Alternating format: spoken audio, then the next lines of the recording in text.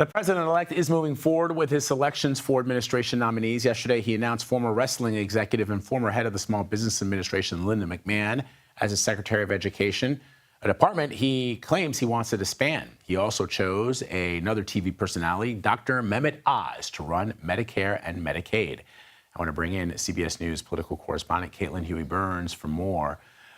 So Trump has chosen people, Caitlin, who have been strong supporters of him and who, there's this notion of, do they look the part? Do they look and act like in the mind of what the president-elect thinks a person in that role should look and act like? In other words, he likes TV people, which is the world that he came from. So what are you hearing?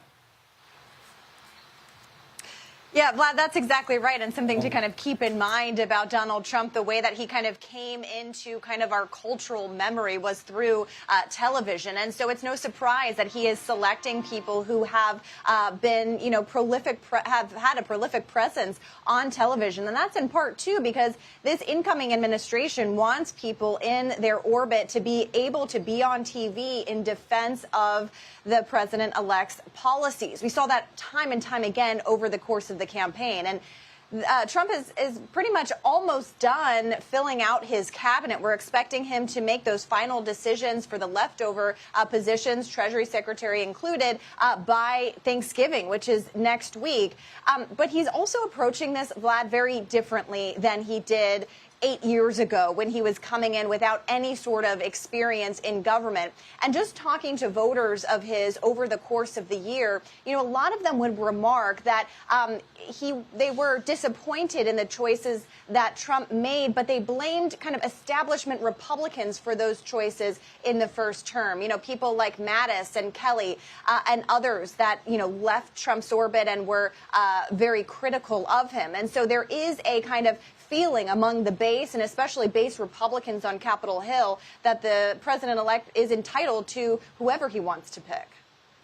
All right, let's talk about Linda McMahon. Now, I know that I've been watching social media, and there's a lot of people sharing video of her in the WWE ring, getting slapped by her daughter and, all that wrestling stuff that people love. But she's already been vetted. She's already had a role. She was the head of the Small Business Administration during the first Trump presidency, first Trump administration. But Department of Education is, this is a department that Republicans and the president-elect have talked about dismantling and taking it apart. We haven't heard much from her about what she would do if she were to be confirmed. But what are you hearing?